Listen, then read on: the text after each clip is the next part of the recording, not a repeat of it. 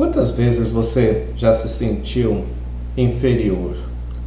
Convido a fazer uma reflexão sobre as situações, momentos da sua vida que você se sentiu inferior.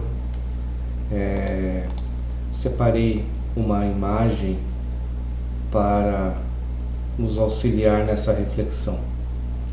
Aqui a gente vê uma pessoa superior, uma pessoa inferior, num ambiente aparentemente de negócios, onde os dois estão usando roupas sociais. E eu gostaria de levá-lo a essa reflexão. Possivelmente você possa ter se sentido inferior numa demissão, numa avaliação, ou até mesmo uma avaliação 360, onde os profissionais avaliam seus líderes e ali por algum feedback, alguma reclamação, você possa ter se sentido inferior. Ou um cliente ter avaliado o teu serviço, você ter perdido esse cliente possivelmente, e ali você se sentiu inferiorizado. Na palestra de hoje nós vamos estudar e ver isso, e como que a gente tem que agir nessa situação, quando o nosso trabalho, quando o resultado daquilo que a gente está fazendo está sendo posto em xeque ou questionado. Para isso, nós vamos dividir o primeiro capítulo de João, do verso 19 ao 51, em duas partes. A voz que clama no deserto, de 19 a 28, e primeiros discípulos de Jesus, os primeiros discípulos, do 29 ao 51.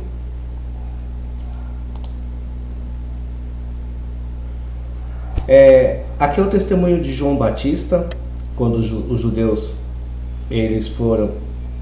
enviaram os fariseus e os levitas para questionar João de quem ele era, né? E a primeira resposta de João ali está implícito, né? Que a pergunta foi: você é o Cristo? Ele disse: não sou o Cristo. E esse não sou, no texto original, é um eu enfático, subentendido em português. Não tem um eu ali em português, mas no original tem. E essa ênfase continua nas demais respostas que João vai dando como não sou. É um eu enfático de não sou. Diferente do eu quando Jesus é apresentado, porque o eu de Jesus, nos próximos versos, nos próximos textos que a gente vai estudar durante essas semanas, ele é um eu superior. Eles continuam: você é Elias? Então quem você é? Você é Elias? Continua o eu enfático: não sou. Vamos lembrar que Elias não morreu, 2 Reis 2:11, e acreditavam que ele voltaria para a terra para anunciar os tempos finais, os fins dos tempos. Mais tarde, Jesus disse que João era Elias, em Mateus 11, 14, 17, capítulo 17, de 10 a 13. Era no sentido de João ser um cumprimento da profecia de Malaquias 4:5, conforme Lucas 1:7, 1:17. Ele diz assim, em Mateus 11:14: e se vocês quiseram aceitar, este é o Elias que havia de vir. Em Lucas 1:17 mostra como João veio em Elias, que era irá diante do Senhor no espírito e no poder de Elias. Está dizendo, então a resposta de João, ela está clara, não é mentira, ele não é Elias, mas ele veio no espírito de Elias, cumprir a missão que estava programada para ele. Continuaram: você é profeta? Ele respondeu: não sou profeta. Ele aplicou aqui para a resposta de não sou profeta, porque muitos acreditavam que viriam profetas no anteceder o Cristo. E João está deixando claro um eu enfático: não sou profeta. E finalmente perguntaram: quem é você? Deram-nos uma resposta: quem que diz que diz acerca de você próprio, de si próprio? João respondeu as palavras do profeta Isaías: não, eu sou a voz do que clama no deserto, façam um caminho reto para o Senhor. Essa é uma resposta proclamada e citando Isaías 43, que diz que uma voz clama no deserto: preparem o caminho para o Senhor, façam no deserto um caminho reto para o nosso Deus. A segunda parte da voz que clama no deserto, o fim do interrogatório. Alguns fariseus tinham enviado, que foram enviados para interrogar João. Eles eram mais perspicazes nas suas perguntas e eles colocaram ali em prova, em xeque, o que João estava fazendo. Então, por que você batiza? Se não é Cristo, nem Elias, nem profeta? Em outras palavras, quem está te dando autoridade para você batizar? Se você não é o Cristo, quem deu essa autoridade para você praticar esse ato de batismo que você está fazendo? Aí João prontamente responde: batizo com água. Aí ele diz ali: eu batizo com água. Não foque em mim, mas existe alguém que vocês não conhecem. Olhe para ele, vem depois de mim. Ele é tão grande, mas tão grande, que eu não posso ser escravo dele. Não sou digno de desamarrar as correias das suas sandálias. Esse não sou digno de desamarrar as correias de suas sandálias, à época, era serviço de escravo. Escravo desamarrava as sandálias dos seus senhores. E João se coloca inferior a escravo. João apresenta aqui uma total humildade, sem nenhum ego. Quando tentaram questionar, colocar dúvidas sobre a sua atividade, sobre o que ele estava fazendo, sobre o seu chamado, o seu ministério, ele simplesmente se humilhou diante de Jesus. Ele se diminuiu, se esvaziou de si e colocou sobre Jesus o foco, o holoforte. Que aprendizado nós vemos aqui? Quando colocam em dúvida o nosso cristianismo, a nossa identidade, a nossa atividade, os nossos negócios, você procura se exaltar como a maioria faz? Você procura colocar ênfase nos seus pontos fortes, naquilo que você conquista? Ou você se diminui e exalta a Deus, a Cristo? É só água, mas existe alguém maior. Não sou digno. Com isso, nós chegamos ao nosso primeiro princípio. Jesus, o Senhor, é o único digno de honra. Jesus, o Senhor, é o único digno de honra. Para quem você tem dado honra? Na perseguição você aponta para onde?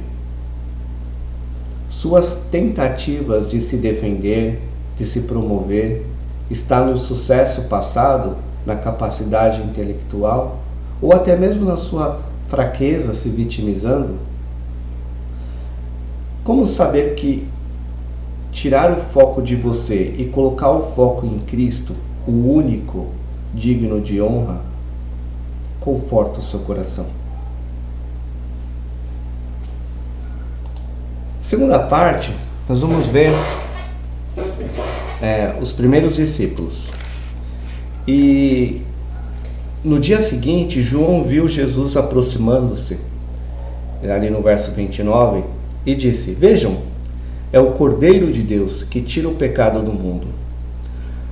O Cordeiro de Deus, essa expressão pode ter alguns significados.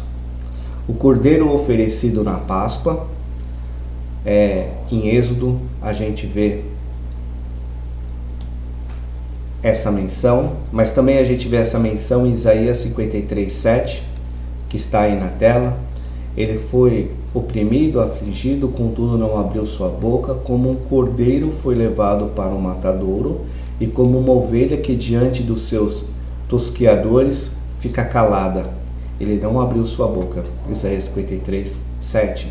Também de Jeremias 11:19 e Gênesis 22:8. Parece ser uma referência ao sacrifício. João estava dizendo que Jesus seria o sacrifício, seria a expiação para os pecados. Essa referência ao Cordeiro revela a identidade e o propósito da vinda de Jesus. Só fé em Jesus pode fazer esta afirmação e acreditar nessa afirmação. Então, o que é fé? A Bíblia define fé em Hebreus 11:1. Ora, a fé é a certeza daquilo que esperamos e a prova das coisas que não vemos. A fé depende de 3 coisas. Uma primeira é um conteúdo, a segunda é a convicção e a terceira é um compromisso. Primeiro, deve haver evidência para acreditar.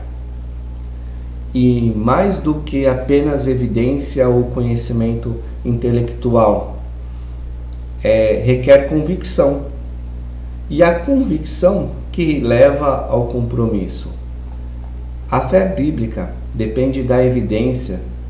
Deus provê e revela sobre si mesmo através da criação, através da sua palavra e através da obra do Salvador Jesus.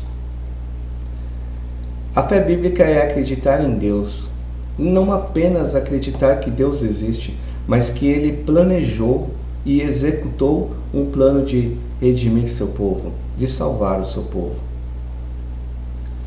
Verso 30, aquele a quem eu me referi, quando eu disse, vem depois de mim, um homem que é superior a mim, porque já existia antes de mim.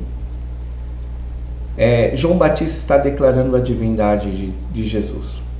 Existir antes de mim. Ou seja, como o autor do livro de João, que nós estudamos na semana passada, Jesus é Deus e tudo foi criado por Ele e para Ele. Essa é a ênfase de João Batista nessa passagem. Eu mesmo não o conhecia, verso 31, mas por isso é que vim batizando com água, para que ele viesse a ser revelado. Nós vemos aqui, eu não o conhecia. João Batista viveu no deserto, apareceu publicamente em Israel, como é citado em Lucas 1:80.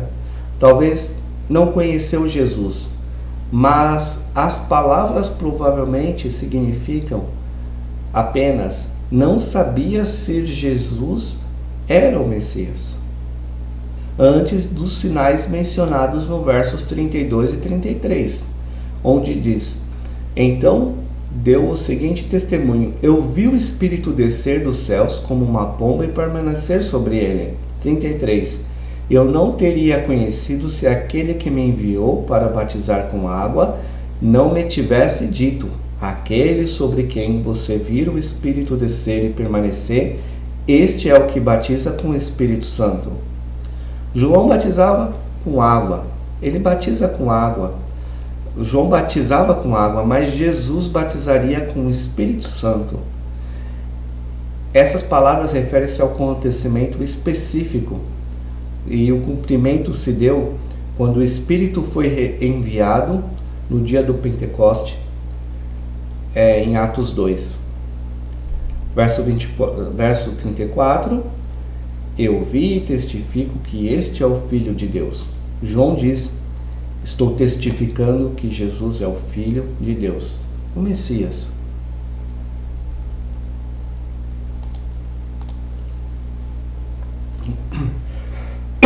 Verso 35. No dia seguinte, João estava ali, novamente com 2 dos seus discípulos. 2 dos discípulos, um deles era André, a gente sabe por conta do verso 40.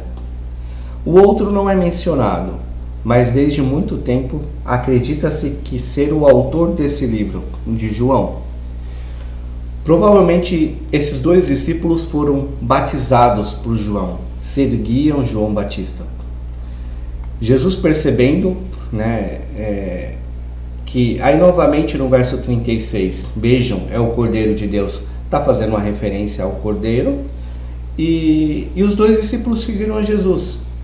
E quando estavam seguindo a Jesus, Jesus, vendo que os 2 o seguiam, questionou: o que vocês querem? Logo reconheceram que Jesus era o mestre, quando eles citam Rabi, que significa mestre. Onde estás hospedado? É uma pergunta indireta, uma pergunta para se aproximar de Jesus. Quem é você? Você é o Messias mesmo, Jesus? Deixa a gente ver. E aí Jesus responde: venham e verão. E passaram ali o dia com Jesus, aquele dia com Jesus.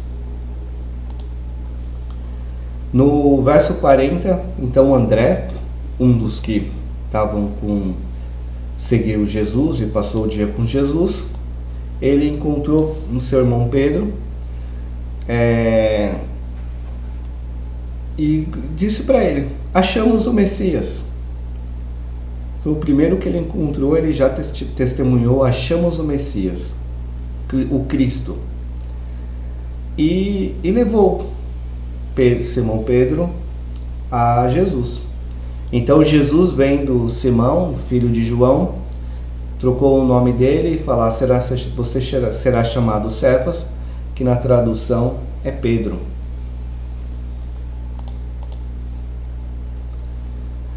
Aqui a gente vê no verso 43, no dia seguinte, Jesus decidiu partir para Galiléia, e lá ele encontrou Filipe e simplesmente disse: siga-me. Poucas informações, apenas um convite direto de Jesus, que está relatado aqui, uma fé assustadora, não precisou de explicação, não precisou de maiores detalhes, não precisou dar referências, apenas um simples convite: siga-me. Um exemplo que Filipe deu maravilhoso de como deve ser a resposta ao chamado de Jesus. Na minha opinião, uma das melhores respostas: simplesmente seguiu a Cristo, reconhecendo Ele. E nós vamos agora para uma outra resposta, só que um pouco diferente. O mesmo Filipe encontrou Natanael. Achamos aquele sobre quem Moisés escreveu a lei, escreveu na lei, a respeito de quem os profetas também escreveram: Jesus de Nazaré, filho de José. Ele mencionou José. Sabemos que Jesus Cristo teve um nascimento virginal, mas que José era o pai de Jesus segundo a lei. Não era o pai natural, mas segundo a lei ele era o pai de Jesus. E aí, no verso 46, Natanael apresenta um preconceito, um bullying. Nos dias de hoje seria chamado de bullying. Nazaré, pode vir alguma coisa boa de lá? E Filipe foi preciso. Filipe simplesmente coloca um convite simples, sem maior explicação. Ele fala quem é Jesus, de onde veio, fala: então venha e veja.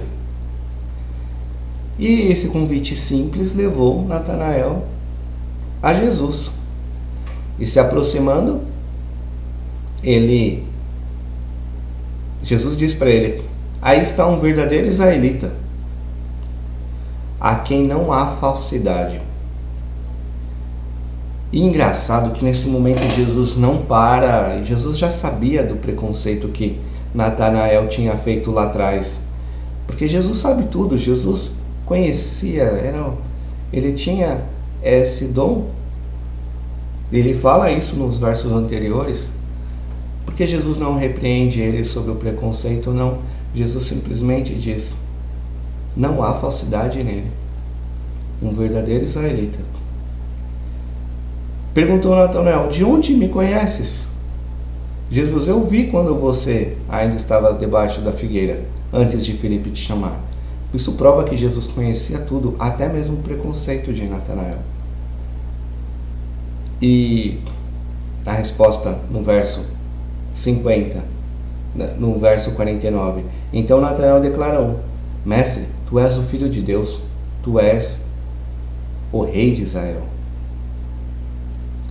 E Jesus disse: você crê porque eu disse que te vi debaixo de uma figueira? Vocês verão coisas maiores do que esta. Só isso para você crer? Parecia que seria um debate muito difícil para Natanael crer, porque ele já chega com preconceito, chega com muitas falas, e um simples saber que Jesus é onisciente, onipresente, já faz ele crer. E Jesus diz: vocês verão coisas maiores do que essa. E o verso 51, Jesus dá um exemplo disso. Ele fala: então acrescentou, digo a verdade, vocês verão o céu aberto e os anjos de Deus subindo e descendo sobre o Filho do Homem. O céu aberto, no ministério de Jesus, os discípulos serão testemunha de Deus, do céu, a respeito, claro, do ministério de Jesus. Como que a proclamação do céu sobre o ministério a respeito de Cristo.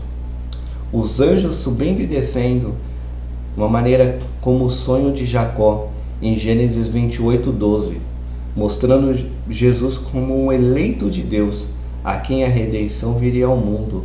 Um relacionamento onde o contato direto com os céus, com Deus, através dos anjos, de milagres. Essas coisas maiores, nós vamos ver essas coisas aqui no livro de João nas próximas semanas.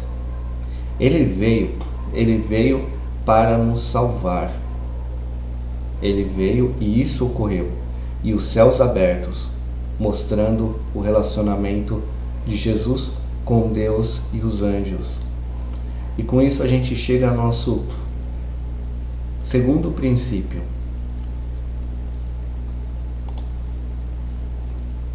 Venham e vejam.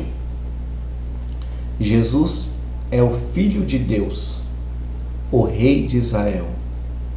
Venham e vejam. Jesus é o Messias, o Filho de Deus, o Rei de Israel. Como saber que Jesus tem te convidado para vir e ver? Venham e vejam. Revela os mais profundos sentimentos do seu coração. Uma insegurança nas tuas atividades, uma insegurança, um medo de quem sou eu, porque estão me questionando tanto, uma ansiedade de saber o que pode acontecer no futuro, ou uma depressão, preso ao passado. Ou você tem se sentido protegido? Quando você vem e vê quem Cristo é, você se sente protegido, uma dependência total dele. Depois do venham e veja, do seu venha e veja, quem é a primeira pessoa que você tem levado para Cristo? Para fazer essa pergunta simples, igual foi feito. André fez para o irmão Pedro: venha, veja, é o Messias. Como que a tua vida tem demonstrado que você viu o Messias, foi e viu o Messias e ele transformou a sua vida? E com isso você testemunha para os demais, para aqueles que estão perto de você a conhecer o Messias, o Salvador do mundo, pela fé. Pela fé nós somos salvos. Isso não vem de nós, é graça. É uma graça dada, um dom gratuito. Que quando nós cremos no Senhor Jesus e vemos que Ele é o Messias, o Filho de Deus, conforme foi profetizado, as nossas vidas estão seguras na rocha. E aí todo medo é lançado fora, toda a insegurança, porque ali jaz proteção. E humildemente a gente deixa Cristo crescer, como João diz posteriormente, e nós diminuímos. Que o teu coração essa semana possa refletir, você possa refletir sobre quem é a prioridade, quem é o maior, o superior na sua vida. E você possa estar caminhando em fé, com certeza daquilo que você não vê, mas a prova daquilo que a gente espera. Tenha uma ótima semana, Deus te abençoe, até a próxima semana.